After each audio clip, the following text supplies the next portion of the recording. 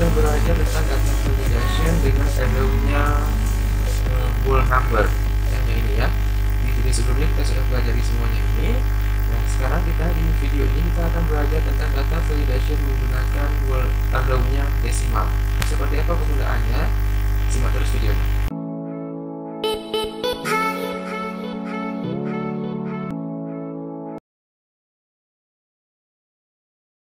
Oke, sebenarnya penggunaan data validation untuk desimal yang allow-nya desimal ini tidak jauh berbeda dengan whole number ya. Berbedanya adalah kalau di sini kita menggunakan angka desimal. Kalau misalnya di whole number kita pilih whole number di allow-nya, di sini kita mau tulis angka desimal misalnya 10,5, 20,5, maka itu tidak akan bisa. Sekarang kita coba ya di between misalnya ya, kita input di between di data validation, kemudian di allow-nya kita pilih whole number misalnya, kemudian saya buat di sini minimumnya misalnya angka 10,5, maksimumnya 50,5 misalnya. Saya mau oke, nanti tidak bisa. Decimal values cannot be used for whole number addition. Nah, jadi whole number ini hanya untuk angka bulat ya, 10, 20, 100, 200 seperti yang kita coba di video sebelumnya. Nah, sekarang kan di sini kalau kita mau membuat pilihannya minimum misalnya 10,5, 50,5 dan seterusnya, ada pecahannya. Nah, maka di sini kita wajib memilih desimal. Nah, dengan kita pilih allow desimal, kemudian di sini kita pilih misalnya between ya. Misalnya di sini kita akan membatasi user nanti ataupun pengguna form ini hanya bisa menginput nilai antara 10,5 sampai dengan 50,5 ya.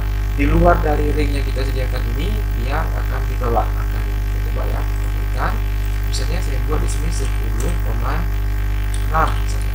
Oke, bisa terima. Kalau saya buat 50,5 bisa terima karena masih masuk dalam ring yang sudah kita tentukan sebelumnya.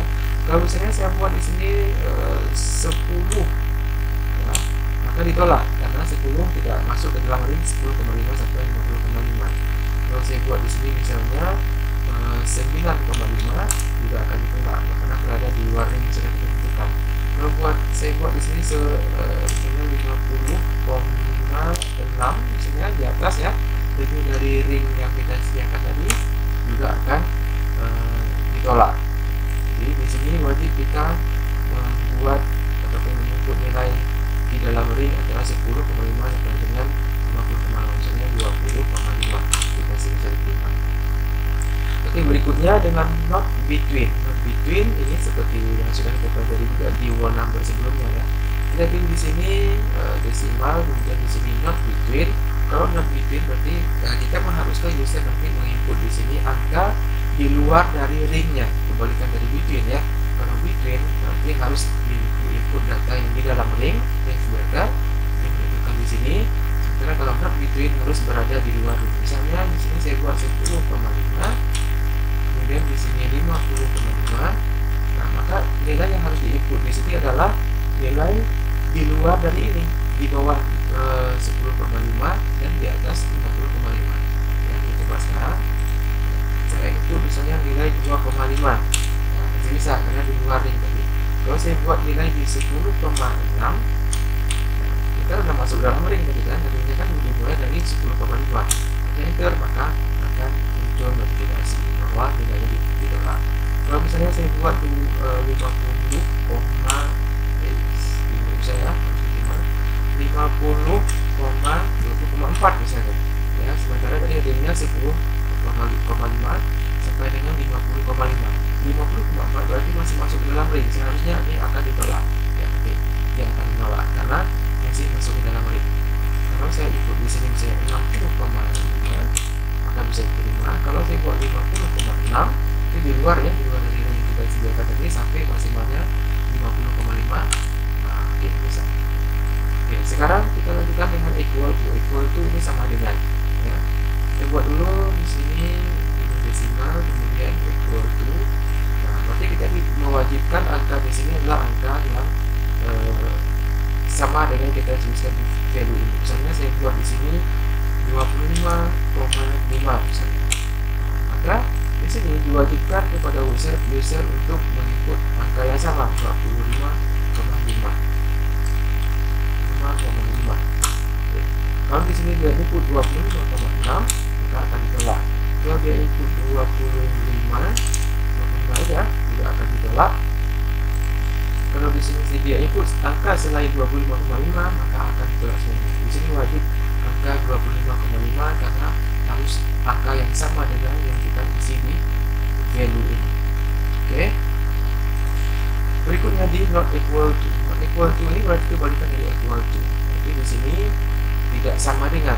Ya, kita masih di data validation, jadi desimal ini not equal to tidak sama dengan, misalnya tidak sama dengan 25,8 misalnya. Berarti di sini diinputkan data yang tidak sama dengan 25,8. Kalau di sini saya buat 25,8, maka akan error, maka akan muncul notifikasi ditolak angkanya. Kalau saya buat 25,5, ini bisa, tapi tidak sama dengan 25,8 yang kita input di sini. Yang kita input di sini tadi. Oke, selanjutnya ke greater than atau lebih besar dari. Oke, sama seperti yang sudah kita pelajari di video sebelumnya, bedanya hanyalah di sini angka desimal ya. Greater than, kita angka maksimum aja yang perlu kita ketik di sini. Berarti di sini kita hanya perlu mengikut data minimumnya aja. Di sini misalnya 50,5. Berarti di sini nanti kita mewajibkan user harus menginput data di atas 50,5. Oke. Kalau dia ketik 50,5, maka akan ditolak. Oke. Kalau dia ketik 50,6, maka tidak bisa terima. Dia ketik lebih besar dari 50,5. Kalau saya ketik 25,5, juga akan ditolak karena dia 50,5 di bawah 50,5 ya. Saya ketik 50,8, tidak bisa terima. Oke, selanjutnya less than, lebih kecil dari, ini kebalikan dari greater than, lebih besar dari ya.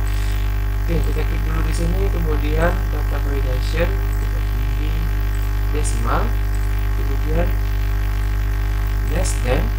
Nah, di sini kita hanya harus menulis angka maksimumnya, misalnya 55,5. Nah, ini artinya kita mengharuskan user nanti menginput data di sini lebih kecil dari angka 55,5 ya, karena ini less than ya, lebih kecil dari.